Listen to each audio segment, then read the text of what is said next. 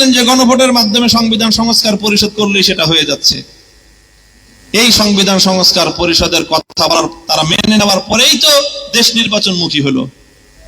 আর না হইলে এই ১,৫০০ মানুষের রক্ত, তাজা তাজা যুবকদের লাশ, অসংখ্য সন্তানহারা মায়ের আর্তনাদ, আর এইভাবে ৩০,০০০-এর বেশি মানুষ যারা আহত, পঙ্গুত্ব বরণ করে, অন্ধত্ব বরণ করে, দুর্বিষহ জীবন নিয়ে আজ হাসপাতালের বিছানায় ছটফট করে, এই এত ত্যাগ, এত কোরবানি, এটা কি শুধুমাত্র ক্ষমতার রং বদলানোর জন্য? এটা কি শুধুমাত্র রাজনৈতিক ক্ষমতার মসনদে দল পরিবর্তনের জন্য? এটার মূল উদ্দেশ্যই হলো, মূল আকাঙ্ক্ষাই হলো দেশের মধ্যে রাজনৈতিক বন্দোবস্তের একটা মৌলিক পরিবর্তন চাই। আমরা একটা মৌলিক পরিবর্তন চাই, এবং সেই মৌলিক পরিবর্তনটা জুলাই বিপ্লবের বুনিয়াদের উপর হবে। জুলাই বিপ্লবের বুনিয়াদের উপর হবে। জুলাই বিপ্লবকে যদি আমরা যদি সাংবিধানিকভাবে এমন গুরুত্বপূর্ণ জায়গায় নিতে না পারি, বিএনপি যেটা চাচ্ছে, বর্তমান সরকার যেটা চাচ্ছে, সেটা হলো জুলাই সনদ বাস্তবায়ন করবে। তারা ওই যে ওরকম বাস্তবায়ন করবে, আজকে বাস্তবায়ন করবে, কালকে একজন আদালতে চ্যালেঞ্জ করবে, পরশুদিন আদালতের বিচারক কলমের খোসা মেরে এই সব রক্তকে সে মুহূর্তের মধ্যে এগুলোকে কলমের কালি দিয়ে কালো বানায় ফেলবে। ওই রকম ধুমধুম পরিবর্তন বাংলাদেশের মানুষ এবার বরদাস্ত করবে না। এটা হলো আমাদের পরিষ্কার কথা, পরিষ্কার পয়গাম এটা। এই জুলাই সনদের দাবি আদায়ের জন্যই আমরা আমাদের অনেক নিশ্চিত প্রাপ্তিকে দুপায়ে দলে পিছনে ফেলে দিয়েছি, যে আমাদের এমপিত্বের দরকার নাই, মন্ত্রী হওয়ার প্রয়োজন নাই। আগে আমার বাংলাদেশের আগামীর রাজনীতির কেবলা ঠিক করো, আগামীর রাজনীতির কেবলা ঠিক করো। বিএনপির এই কেবলা ভালোভাবে ঠিক হয় না, এই জন্য আমরা বিএনপির সাথে জোট করতে পারি নাই। পরিষ্কার কথা, আমরা আমাদের রাজনীতি, 2 দিনের রাজনীতি করতেছি না এখন। আমরা আমাদের বাংলাদেশকে একটা সঠিক গন্তব্যে নিয়ে যাওয়ার একটা লং টার্ম, দীর্ঘমেয়াদী রাজনীতির যুদ্ধে আমরা মাঠে নেমেছি। কাজেই সেইভাবেই বাংলাদেশ খেলাফত মজলিস এই গুরুত্বপূর্ণ ইতিহাসের বাঁক বদলকারী রাজনীতিটার ক্ষেত্রে গুরুত্বপূর্ণ ভূমিকা পালন করে চলেছে। কাজেই এই 2টা কথা খুব ভালো করে মনে রাখবেন, যে এখানে আমাদের যে চাওয়াটার কোন জায়গাটায়, ব্যবধানটা কোথায়। তারাও তো বলতেছে অক্ষরে অক্ষরে বাস্তবায়ন করবে, তো এরপরে আবার আমরা দ্বিমত করি কোথায়? আমরা এই নরমাল পরিবর্তনে শুধু সংশোধনী, নরমাল এই যেইভাবে 17টা সংশোধনী হয়েছে, এই সাধারণ সংশোধনীতে আমরা সন্তুষ্ট না। আমরা চাই এমন পরিবর্তন যাতে পরবর্তীতে এই জুলাই বিপ্লবের এই পরিবর্তনটাকে যেন কোনো আদালত অথবা কোনো সংসদ যেন চ্যালেঞ্জ করতে না পারে, পরিবর্তন করতে না পারে। মূল নীতিমালার ক্ষেত্রে জুলাই বিপ্লবের স্পিরিটকে স্থান দিতে হবে। আখেরি কথা আমি আপনাদেরকে বলি, বাংলাদেশ খেলাফত মজলিসের দায়িত্বশীল যারা আছেন, এই জুলাই সনদকে কেন্দ্র করে, জুলাই বিপ্লবকে কেন্দ্র করে দেখেন, লক্ষ্য করে দেখবেন যে আমাদের অবস্থান এত পরিষ্কার, এত দৃঢ়, এই ব্যাপারে কোনো দ্বিধাদ্বন্দ্ব আমরা রাখি নাই। শুরু থেকে এই পর্যন্ত ধারাবাহিকভাবে জুলাই সনদ বাস্তবায়নের আন্দোলনে সর্বপ্রথম আমরা ছিলাম। জুলাই সনদ বাস্তবায়নের দাবি করে গণভোটের দাবি আদায় করেছি। তারপরে গণভোটের দাবি করেছিলাম জাতীয় নির্বাচনের আগে, সেই দাবি আদায় হয় নাই। তখন আমরা বুঝেছিলাম যে এই শয়তানিটা হবে, এটা হবে বলেই গণভোট আমরা আগে দাবি করেছিলাম, সেটা হয় নাই। যাই হোক, গণভোট হয়েছে।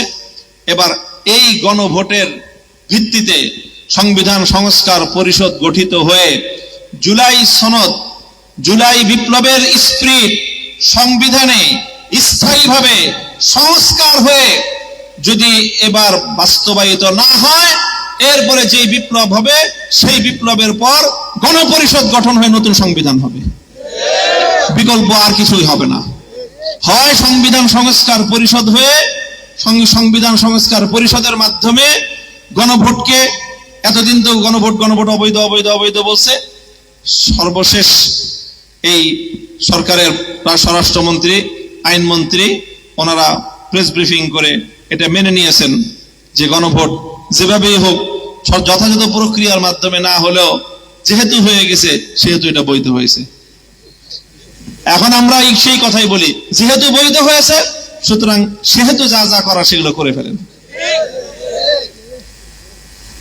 যেহেতু বৈধই বলছেন শেষ পর্যন্ত, তো গণভোট বৈধ মানে হলো বাংলাদেশের 70% মানুষ যে হা ভোট দিয়েছে সেই হা গুলোকে বাস্তবায়ন করেন, সেই হা গুলোকে বাস্তবায়ন করেন এবং সংবিধান সংস্কার করেন।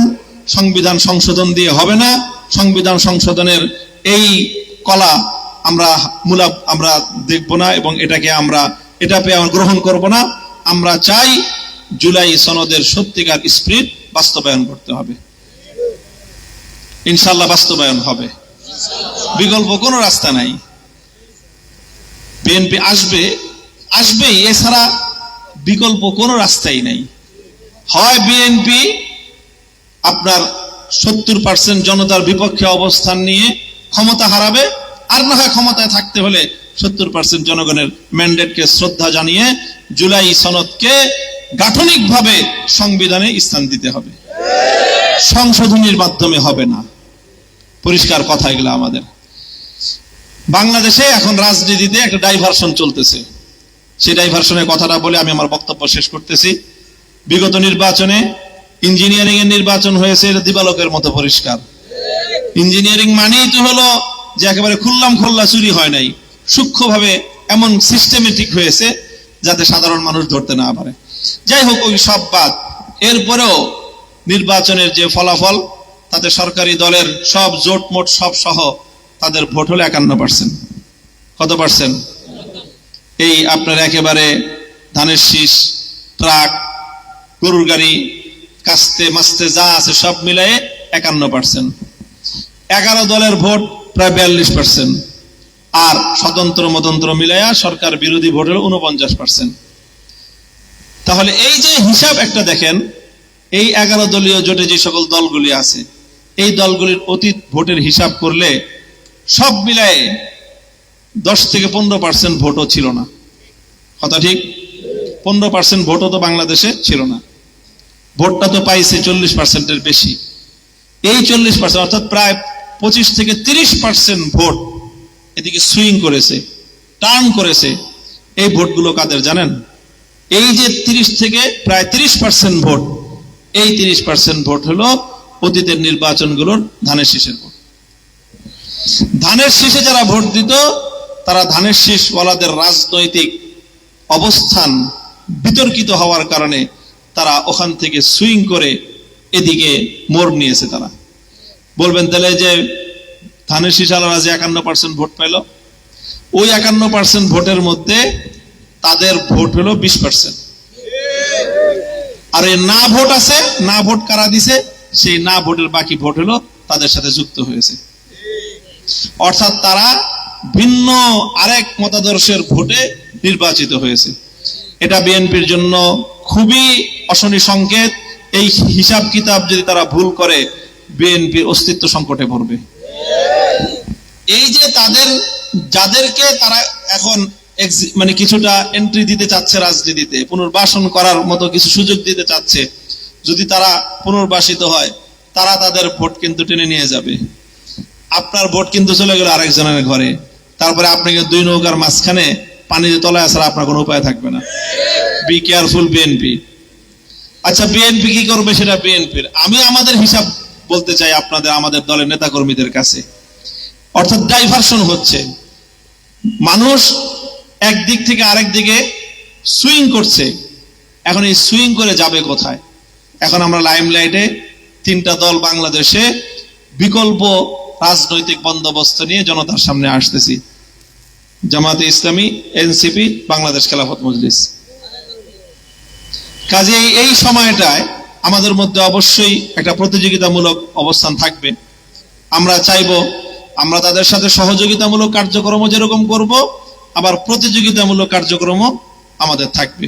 আমরা চাইবো বাংলাদেশ খেলাফত মজলিস এই ডাইভারশনের সময় বাংলাদেশ খেলাফত মজলিস যেন তার এই ঐতিহাসিক ভূমিকার মাধ্যমে দেশের জনগণের আস্থা আরো বেশি অর্জন করতে পারে।